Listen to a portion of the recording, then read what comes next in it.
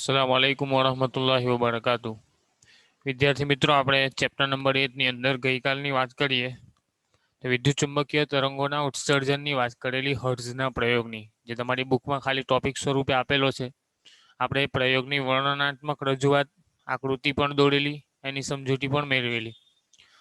હવે આજે વિદ્યુત ચુંબકીય તરંગો ઉત્સર્જિત થાય છે જે તે માધ્યમની મદદથી, જે તે પ્રયોગની મદદથી, એ તરંગો કયા પ્રકારની લાક્ષણિકતાઓ ધરાવે, એમાંની કેટલીક શોર્ટ લાક્ષણિકતાઓ ગઈકાલે ચર્ચા કરેલી કે વિદ્યુત ચુંબકીય તરંગો જે પ્રોપોગેશન પામે, જે પ્રસરણ પામે છે, એ હંમેશા ચુંબકીય ક્ષેત્ર અને વિદ્યુત ક્ષેત્રને લંબરૂપે પ્રસરણ પામે. એક લાક્ષણિકતા એવી હતી. બીજી એક લાક્ષણિકતાની વાત કરેલી કે પ્રકાશનો જેટલો વેગ છે એટલા જ વેગથી વિદ્યુત ચુંબકીય તરંગો ઉત્સર્જિત થાય અને પ્રસરણ પામે. ત્રીજી એક વાત કરેલી કે 1 મીટરની જે ડેફિનેશન છે, આપણે અત્યાર સુધી 1 મીટર બોલીએ છીએ, તો 1 મીટરનું જે અંતર છે એ ખરેખર શું છે કે પ્રકાશનો જે વેગ છે એને 1 વડે ભાગો, એટલે કે 1/c કરો, અને એનામાં 1/c કરવાથી જેટલી સેકન્ડ મળે એટલી સેકન્ડમાં વિદ્યુત ચુંબકીય તરંગોએ જેટલું અંતર કાપ્યું હોય એટલા અંતરને વૈજ્ઞાનિકોએ 1 મીટર તરીકે સ્વીકારેલું છે. ત્યારબાદ વાત કરી કે વિદ્યુત ચુંબકીય તરંગો ધ્રુવીભવન, વક્રીભવન અને વિવર્તન જેવી ઘટનાઓને પણ અનુભવે છે. એટલે કે વિદ્યુત ચુંબકીય તરંગોનું ધ્રુવીભવન પણ શક્ય છે, વક્રીભવન પણ શક્ય છે અને વિવર્તન પણ શક્ય છે. આ ત્રણ જે ડેફિનેશન છે, વક્રીભવન, ધ્રુવીભવન અને વિવર્તન, એ આપણે ઓપ્ટિક્સની અંદર ભણીશું. કોને કહેવાય વિવર્તન, કોને કહેવાય વક્રીભવન, કોને કહેવાય ધ્રુવીભવન. તો એની ડેફિનેશન આપણે એના રિલેટેડ ટોપિક આપણે ઓપ્ટિક્સના ચેપ્ટર ભણીશું ત્યારે આપણે વધારે ડિટેલમાં સમજીશું. અહીંયા ખાલી તમારે યાદ રાખવાનું કે ધ્રુવીભવન, વક્રીભવન અને વિવર્તનની ઘટનાઓ વિદ્યુત ચુંબકીય તરંગો પણ અનુભવે છે. ત્યારબાદ એક મુદ્દાની એવી ચર્ચા કરેલી કે વિદ્યુત ચુંબકીય તરંગો વેગમાન ધરાવે, બરાબર છે, ઉર્જા પણ ધરાવે, ઉર્જાના પ્રસારણ માટે પણ ઉપયોગી છે. આપણે ગઈકાલે સ્પાર્કની વાત કરેલી, હર્ટ્ઝના પ્રયોગમાં જે સ્પાર્ક ઉત્પન્ન થાય એ વિદ્યુત ચુંબકીય તરંગો એને આગળ લઈ જાય છે. એટલે કે ઉર્જાનું પ્રસારણ એક જગ્યાએથી બીજી જગ્યાએ વિદ્યુત ચુંબકીય તરંગો દ્વારા થઈ શકે છે. તો આવા નાના નાના જે લાક્ષણિકતાઓ છે એની ચર્ચા થઈ. આજે એવી કેટલીક લાક્ષણિકતાઓ જોવાની છે જે લાક્ષણિકતાઓ તમારી મેથેમેટિકલ છે. મેથેમેટિકલ એટલે કે એના અંદરથી તમને કેટલાક સૂત્રો ઉપજાવવામાં આવશે અને એ સૂત્રો તમારા દાખલાઓ ગણવા માટે ઉપયોગી બનશે, બરાબર છે. તો સૌથી પહેલા આપણે વાત કરીએ વિદ્યુત ચુંબકીય તરંગોની લાક્ષણિકતાની અંદર. તો સૌથી પહેલી લાક્ષણિકતા કે વિદ્યુત ચુંબકીય તરંગો તરંગ પ્રસરણને લંબરૂપે, એટલે કે તમારા વિદ્યુત ક્ષેત્ર અને ચુંબકીય ક્ષેત્રને લંબરૂપે ગતિ કરતા હોવાથી એનું સમીકરણ તરંગ સમીકરણ જેવી રીતે આપી શકાય. આપણે ગઈકાલે એક મુદ્દો એવો લખેલો કે વિદ્યુત ચુંબકીય તરંગો લંબગત તરંગો છે. વિદ્યુત ચુંબકીય તરંગો કેવા તરંગો છે? લંબગત તરંગો, બરાબર છે. તો લંબગત તરંગોની આપણે વાત કરીએ તો એની ખાસિયત શું હોય લંબગત તરંગોની? તો 11મા ધોરણમાં તમે જોયેલું કે લંબગત તરંગો સાઇન વિધેય અનુસાર બદલાતા હોય અને એનું સમીકરણ તરંગ સમીકરણ સ્વરૂપે આપણે આપતા હતા 11મા ધોરણમાં, y a sin omega t minus kx. યાદ હોય તો 11મા ધોરણમાં તરંગનું તરંગ સમીકરણ આવતું હતું, y a sin omega t minus kx. બરાબર, માની લો કે x દિશામાં તમારું પ્રોપોગેશન થતું હોય તરંગનું, તરંગ તમારો x દિશામાં પ્રસરણ પામતો હોય તો kx આવે, y દિશામાં પ્રસરણ પામતો હોય તો ky આવે, z દિશામાં હોય તો kz આવે. એ શું છે? તમારો તરંગનો મહત્તમ કંપ વિસ્તાર, y તમારું તરંગના સ્થાનાંતરનું સમીકરણ, સાઇન વિધેય, ઓમેગા તમારી તરંગની કોણીય આવૃત્તિ કહેવાય, બરાબર છે. એંગ્યુલર વેલોસિટી, એંગ્યુલર વેલોસિટી પણ કહી શકો, કોણીય આવૃત્તિ પણ કહી શકો, એંગ્યુલર ફ્રીક્વન્સી પણ કહી શકો. ટી તમારો ટાઈમ છે. કે શું છે? કે ને આપણે કહેતા હતા 11મા ધોરણમાં તરંગ સદિશ. શું કહેતા હતા? તરંગ સદિશ. અને એનું મૂલ્ય આવતું હતું k = 2π/λ, બરાબર છે. તરંગ સદિશ, બરાબર. 11મા ધોરણને થોડું રિવાઇઝ કરી લેજો. તરંગોમાં તમે ભણી હશે y a sin omega t minus kx એ તમારું તરંગ સમીકરણ છે, જેમાં આવતા પદોમાં એ તમારો કંપ વિસ્તાર, એમ્પ્લિટ્યુડ, મહત્તમ તરંગનો કંપ વિસ્તાર, ઓમેગા ટી, ઓમેગા તમારી એંગ્યુલર વેલોસિટી, ટી તમારો ટાઈમ, કે તમારો તરંગ સદિશ જેનું મૂલ્ય 2π/λ જેટલું હોય, અને જે દિશામાં તમારું સ્થાનાંતર થતું હોય તે દિશાનું તમારે સિમ્બોલ લેવાનો, x હોય તો x, y હોય તો y, z હોય તો z. તો આ સમીકરણ પરથી ચુંબકીય ક્ષેત્ર અને વિદ્યુત ક્ષેત્રના સમીકરણો તમે અહીંયા આપી શકો, બરાબર છે. તો પહેલા આપણે વિદ્યુત ક્ષેત્રનું સમીકરણ લખીએ. તો વિદ્યુત ક્ષેત્ર માટે શું લખી શકાય? તો E is equal two E0 sine omega T minus કે એક્સ લખો, અથવા કે ઈ કઈ દિશામાં છે? માની લો કે આ તમારું ઇલેક્ટ્રિક ફિલ્ડ છે એક્સ અક્ષની દિશામાં, મેગ્નેટિક ફિલ્ડ છે તમારું વાય અક્ષની દિશામાં, અને તરંગ પ્રસારણ તમારું ઝેડ અક્ષની દિશામાં થાય છે. બરાબર છે. તો ઈ તમારું કઈ દિશામાં છે? એક્સ અક્ષની દિશામાં. તો ઈ બરાબર શું લખી શકાય? E0 સાઇન કે એક્સ માઇનસ ઓમેગા ટી. બરાબર છે. ઈ બરાબર E0 સાઇન કે એક્સ માઇનસ ઓમેગા ટી. કઈ દિશામાં છે? એક્સ અક્ષની દિશામાં. તો આઈ કેરેટ તમે લખી શકો તરંગનું સમીકરણ. એ જ રીતે બી બરાબર B0 sine K Y minus omega T J caret. બરાબર છે. B is equal to B0 sine K Y minus omega T into J caret. B તમારો કઈ દિશામાં છે? વાય અક્ષની દિશામાં. ઈ તમારો એક્સ અક્ષની દિશામાં. તો ઈ એક્સ અને બી વાય આ સ્વરૂપે તમે લખી શકો.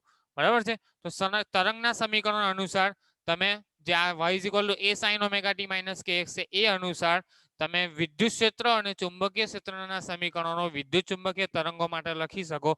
એનો ઇલેક્ટ્રિક ફિલ્ડ માટે શું આવશે? Ex is equal two E0. E0 ને શું કહેવાય? વિદ્યુત ક્ષેત્રનો મહત્તમ કંપ વિસ્તાર. માની લો કે વિદ્યુત ક્ષેત્ર તમારું આ રીતે ચાલતું હોય, બરાબર છે. તો આ ઉપરનું જે મહત્તમ બિંદુ છે તમારું મહત્તમ વિદ્યુત ક્ષેત્ર દર્શાવે.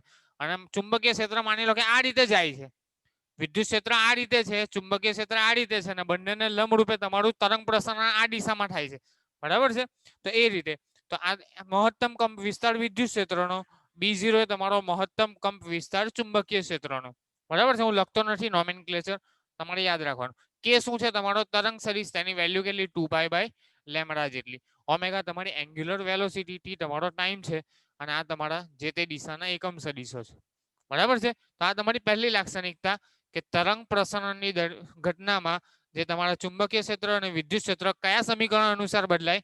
તો આ બે સમીકરણ અનુસાર તમારા વિદ્યુત ક્ષેત્ર અને ચુંબકીય ક્ષેત્રમાં બદલાવો થાય છે. ચાલો બીજા મુદ્દાની વાત કરીએ. તો બીજી લાક્ષણિકતા તમારી ઈ અને બી વચ્ચેનો સંબંધ. ઈ અને બી વચ્ચેનો સંબંધ એટલે કે ચુંબકીય ક્ષેત્ર અને વિદ્યુત ક્ષેત્ર વચ્ચેનો સંબંધ શું છે? તો આપણે ચેપ્ટર નંબર 4 વિદ્યુત પ્રવાહની ચુંબકીય અસરોની અંદર સાયક્લોટ્રોનનો ટોપિક ભણેલા છે. તમારા 30% સિલેબસમાંથી નીકળી ગયેલો છે, પણ આપણે ભણાવેલો. બરાબર છે. તો સાયક્લોટ્રોનના ટોપિકની અંદર આપણે એક વાત એવી કરેલી, એક સમીકરણ એવું તાળવેલું કે ઈ ના છેદમાં B is equal to C થાય. શું થાય? ઈ ના છેદમાં B is equal to C.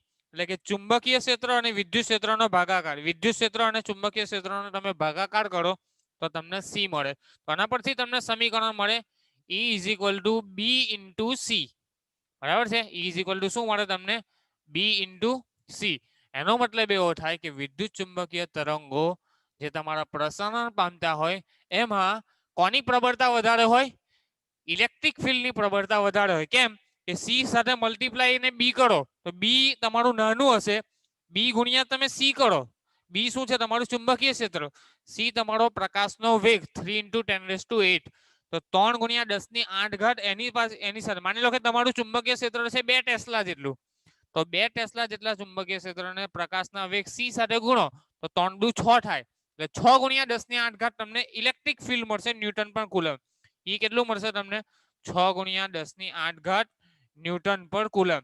અને બી કેટલું હતું તમારું? 2 ટેસ્લા. તો આના કરતા તો આ વધારે જ આવ્યું. એટલે હંમેશા વિદ્યુત ચુંબકીય તરંગોના પ્રસારણમાં ઇલેક્ટ્રિક ફિલ્ડની ઇન્ટેન્સિટી વધારે હોય. મેગ્નેટિક ફિલ્ડ કરતા ઇલેક્ટ્રિક ફિલ્ડની પ્રબળતા વધારે હોય. બરાબર છે.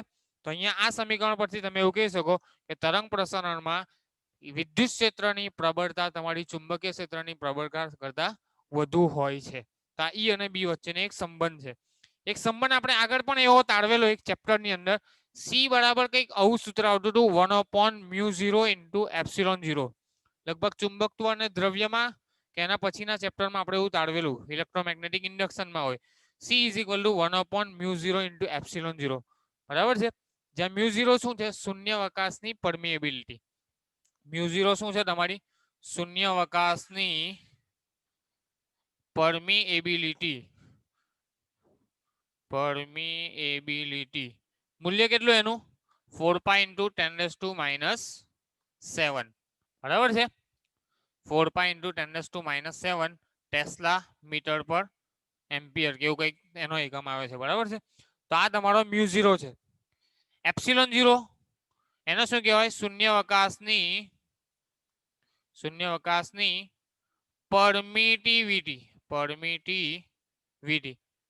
બરાબર છે એને આપણે પહેલા ચેપ્ટરમાં ભણીને આવ્યા એનું મૂલ્ય પણ કેટલું આવતું 8.85 × 10⁻12 કુલમ સ્ક્વેર પર ન્યૂટન મીટર સ્ક્વેર બરાબર છે તો આ તમારી શૂન્યાવકાશની પરમિટિવિટી અને આ શૂન્યાવકાશની પરમિએબિલિટી પારગમ્યતા અને પરાવિદ્યુતાંક ગુજરાતીમાં કહેતો શું કહેવાય શૂન્યાવકાશની પારગમ્યતા અને શૂન્યાવકાશનો પરાવિદ્યુતાંક તો આ બંને વેલ્યુ છે એ બંને વેલ્યુનો ગુણાકાર કરો એનું વર્ગમૂળ લેવો અને એને 1/, કરો તો તમને શું મળે પ્રકાશનો વેગ મળે આ બંને વેલ્યુ તમે અહીંયા મૂકો એનું વર્ગમૂળ લો અને 1/, એ કરો તો તમને શું મળશે શૂન્યાવકાશમાં પ્રકાશનો વેગ અને એ પ્રકાશનો વેગ એ જ તમારા ઇલેક્ટ્રોમેગ્નેટિક વેવની વેગ છે અથવા એની ઝડપ છે શૂન્યાવકાશમાં જ્યારે તમારું તરંગ પ્રસરણ થતું હોય વિદ્યુત ચુંબકીય તરંગો પ્રસરિત થતા હોય તો તે દરમિયાન એનો વેગ કેટલો હોય શૂન્યાવકાશમાં રહેલા પ્રકાશના વેગ જેટલો જ હોય હવે માની લો દરેક વખત એવું જરૂરી નથી કે તમારા તરંગો શૂન્યાવકાશમાં જ ગતિ કરતા હોય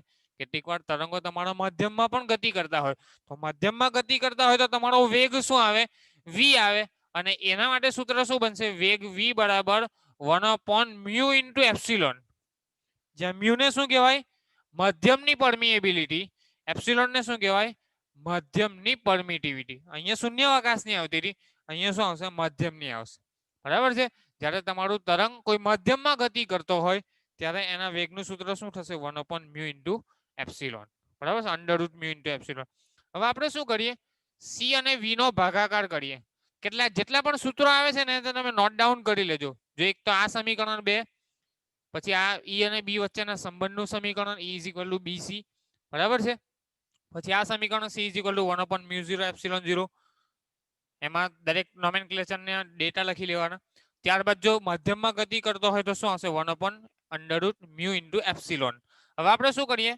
C અને V નો ભાગાકાર કરીએ શૂન્યાવકાશમાં પ્રકાશનો વેગ અથવા શૂન્યાવકાશમાં તરંગની ઝડપ અને મધ્યમમાં તરંગની ઝડપ એ બંનેનો ભાગાકાર કરીએ ચાલો C નું મૂલ્ય છે 1/√μ0 × એપ્સિલોન નોટ 1/√μ × એપ્સિલોન છેદનો છેદ અંશમાં એટલે મ્યુ અને એપ્સિલોન તમારા અંશમાં જશે μ0 અને એપ્સિલોન 0 તમારા છેદમાં આવી જશે બરાબર છે માધ્યમની પરમિટિવિટી ના છેદમાં શૂન્યાવકાશની પરમિટિવિટી એને શું કહેવાય સાપેક્ષ પરમિટિવિટી μr અને એપ્સિલોન એટલે કે એપ્સિલોન r બરાબર છે આપણે જોયેલું μ = μ0 × μr હવે આપણે સાબિત કરેલું અને એપ્સિલોન = ε0 × એપ્સિલોન r પહેલા ચેપ્ટરમાં આ પણ મેળવેલું અને આ પણ મેળવેલું બરાબર તો આના પરથી μ/μ0 કરો તો તમને μr મળે μ/μ0 તો μr રિલેટિવ પરમિએબિલિટી સાપેક્ષ પરમિએબિલિટી બરાબર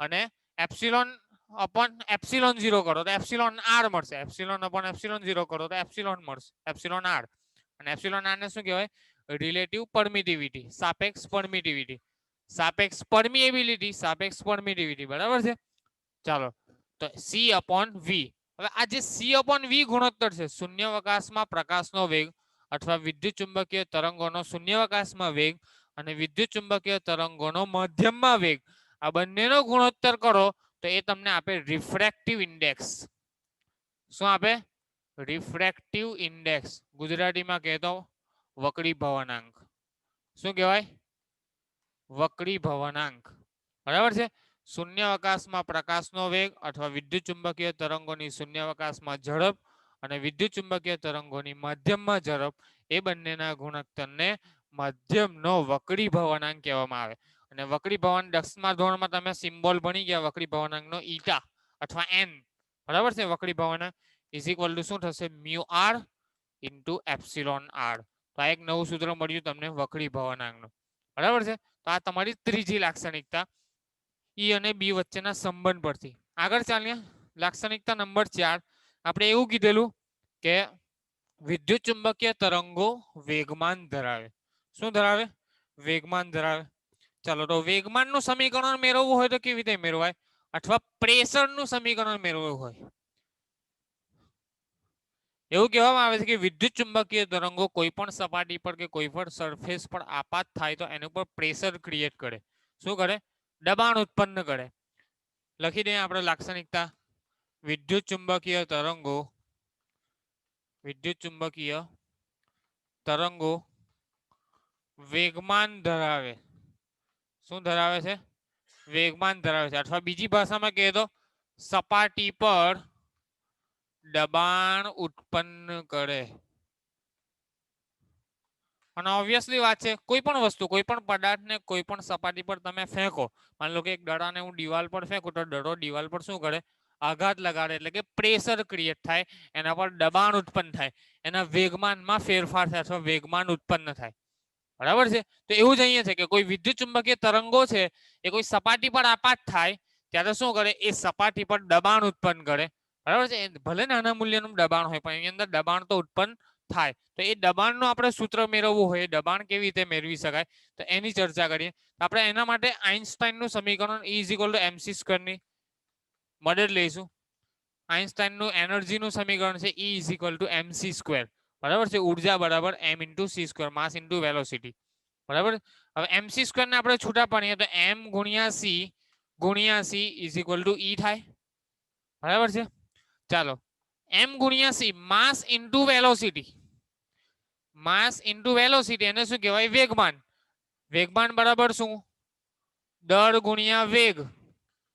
બરાબર છે? વેગમાન p બરાબર મોમેન્ટમ p બરાબર માસ × વેલોસિટી. હવે આપણે ભણીને આવ્યા 11મા ધોરણમાં. બરાબર? તો p બરાબર mv છે. અહીંયા v નથી પણ c છે. c એટલે પ્રકાશનો વેગ, અહીંયા v એટલે વેલોસિટી. તો અહીંયા પણ આ વેગ જ છે અને આમ દળ છે. તો m × c બરાબર તમે શું લખી શકો? વેગમાન p ગુણ્યા c = E. આના પરથી વેગમાનને કરતા બનાવે તો વેગમાન બરાબર શું થાય? E/c. તમારી બુકમાં E ની જગ્યાએ ઉર્જાને U તરીકે લીધેલ છે, U/c. બરાબર છે? E/c કેવો, અથવા રેફરન્સ બુકમાં U/c પણ આપેલું હશે. બરાબર છે? તો બંને વસ્તુ સમાન જ છે. તો આ કોનું સૂત્ર આવ્યું? વેગમાનનું. માની લો કે તમારે દબાણ શોધવું હોય તો અહીંયા આપણે શાની વાત કરીએ? વિદ્યુત ચુંબકીય તરંગો વેગમાન ધરાવે તો વેગમાનનું સૂત્ર મળ્યું U/c જેટલું. બરાબર છે? હવે આ સૂત્ર પરથી આપણે માની લો કે દબાણનું, ખરેખર દબાણનું સૂત્ર પણ આ જ આવે, U/c જ આવે. હું તમને સાબિત કરીને બતાવું કેવી રીતે U/c આવે છે. ચાલો, p બરાબર શું આવ્યા તમારા? U/c. p બરાબર વેગમાન, તો m × v લખાય = U/c લખી શકાય. ચાલો, v બરાબર આવું લખી શકાય a × t.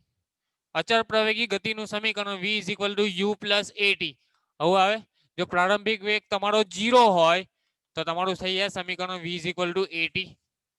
થાય કે ના થાય? v = at. તો અહીંયા આપણે v બરાબર 80 મૂકી શકીએ. U/c. m × a = f. f બરાબર ma, ન્યૂટનના ગતિનો બીજો નિયમ. f બરાબર ma. તો f.t = U/c.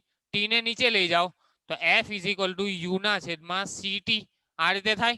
મારે પ્રેશર શોધવું છે. પ્રેશર એટલે પર યુનિટ એરિયા, ફોર્સ પર યુનિટ એરિયા, એને શું કહેવાય? પ્રેશર. એકમ ક્ષેત્રફળ વાળી સપાટી પર લાગતું બળ એને કહેવાય દબાણ.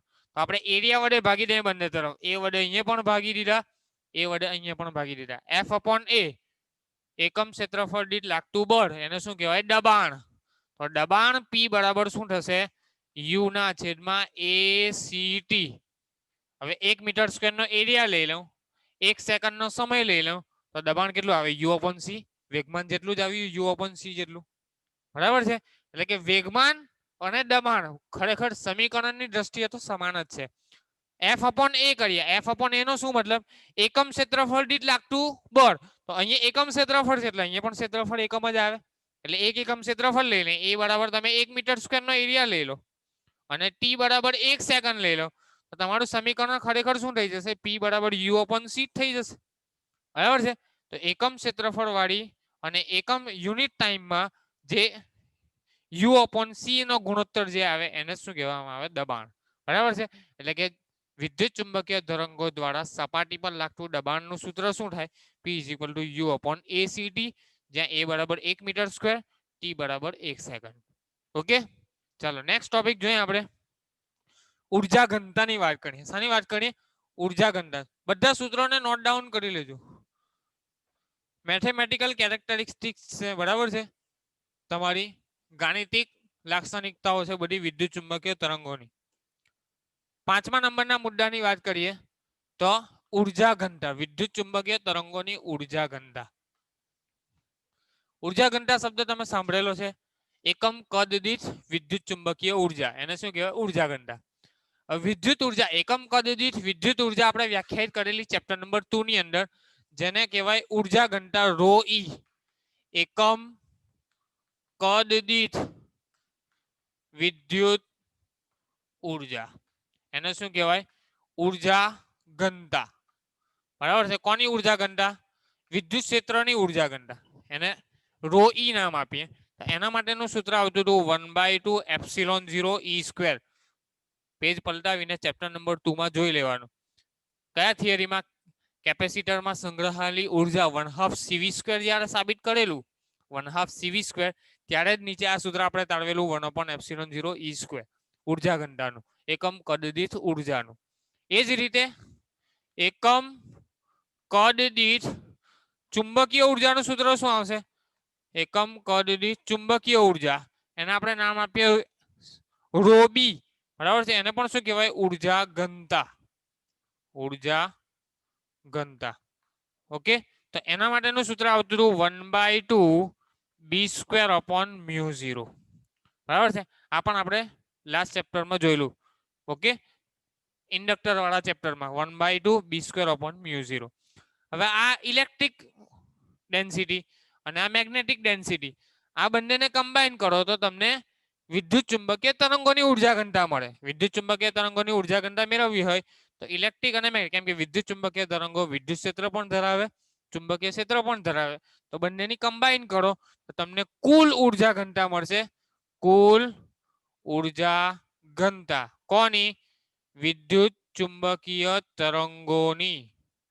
બરાબર છે. વિદ્યુત ચુંબકીય તરંગોની કુલ ઉર્જા ઘનતા rho is equal to rho E plus rho B. બરાબર છે. તો શું આવશે? 1/2 એપ્સિલોન 0 ઈ સ્ક્વેર વત્તા 1/2 બી સ્ક્વેર અપોન મ્યુ 0. તો આ તમારું કોનું સૂત્ર આવ્યું? રો નું. અને હવે થોડું મોડિફાઈ કરવાનો પ્રયત્ન કરીએ. ચુંબકીય ક્ષેત્ર અને વિદ્યુત ક્ષેત્ર સતત બદલાયા કરતું હોય. બરાબર છે. વિદ્યુત ચુંબકીય તરંગોનું જે પ્રસારણ થાય તે દરમિયાન તમારું વિદ્યુત ક્ષેત્ર પણ તમારું બદલાયા કરે અને ચુંબકીય ક્ષેત્ર પણ તમારું બદલાયા કરતું હોય. તો આપણે આરએમએસ વેલ્યુ લઈ લે. સાઇન વિધેય અનુસાર બદલાય છે તો ચુંબકીય ક્ષેત્રનું પણ આરએમએસ વેલ્યુ લઈ લે અને વિદ્યુત ક્ષેત્રનું પણ આપણે શું લઈ લે? RMS value. તો તમારું સમીકરણ શું બનશે ઉર્જા ઘનતાનું?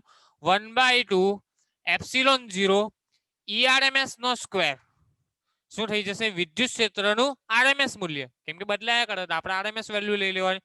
અને એ જ રીતે 1/2 ચુંબકીય ક્ષેત્રનું પણ RMS value upon mu 0. Okay, હવે આ સમીકરણને કોઈ એક ટર્મમાં લઈ આવીએ, કાં તો મેગ્નેટિક ફિલ્ડના ટર્મમાં લઈ આવીએ અથવા ઇલેક્ટ્રિક ફિલ્ડના. આપણે ઇલેક્ટ્રિક ફિલ્ડના ટર્મમાં લાવવાનો પ્રયત્ન કરીએ. આપણે સી માટે સૂત્ર જોયેલું, C is equal to 1/μ0 into epsilon 0 નું વર્ગમૂળ.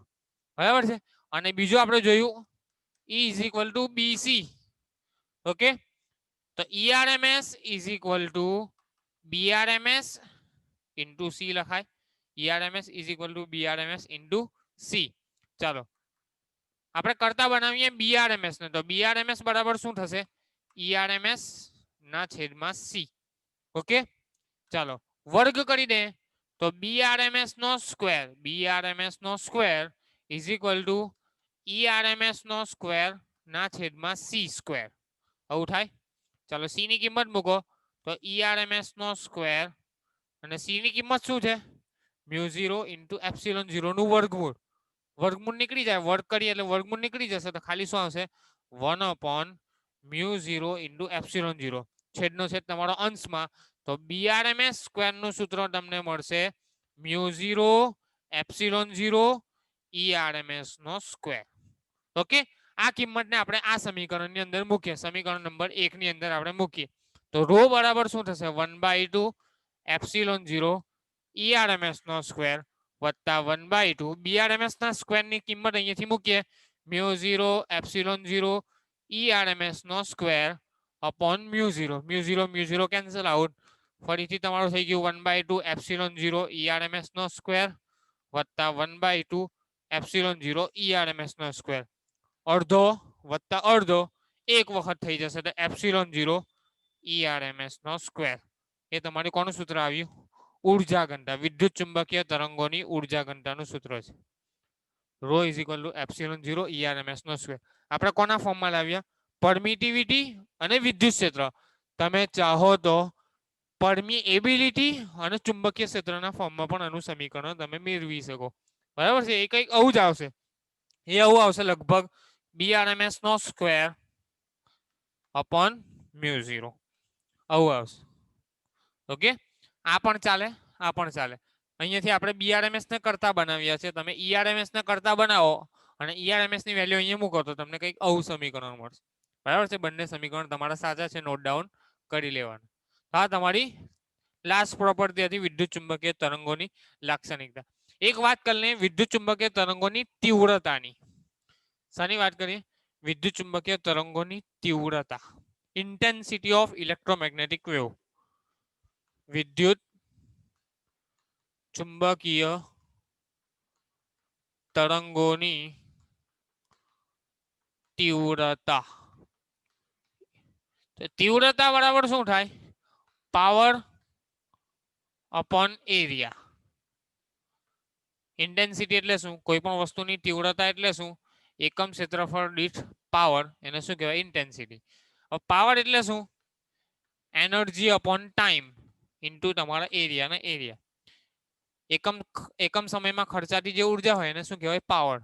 Energy upon time into area is equal two intensity. બરાબર છે? અને એનર્જીને આપણે ફોટોનના સ્વરૂપે લખીએ, પ્લાન્ક અચળાંક ફોટોન, અને ફ્રીક્વન્સીના સ્વરૂપમાં લખવું હોય તો E બરાબર લખાય HF, જ્યાં H તમારો પ્લાન્ક અચળાંક છે તો HF ના છેદમાં T ઇન્ટુ A. ઓકે, પણ આ સમીકરણ તમારી બુકમાં આપેલું નથી. ઇન્ટેન્સિટીની ડેફિનેશન અને ઇન્ટેન્સિટીની વ્યાખ્યા તમને બુકમાં આપેલી નથી. બરાબર છે?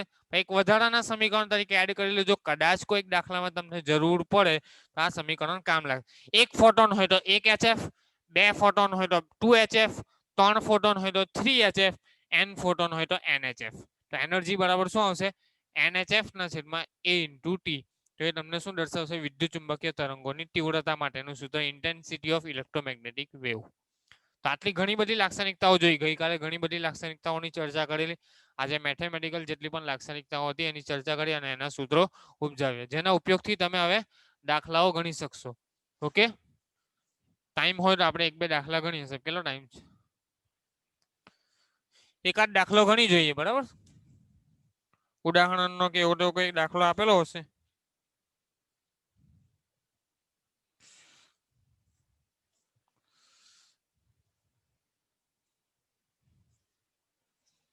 લાક્ષણિકતાઓને લગતો એકાદ દાખલો હશે તો આપણે ગણી નાખીશું.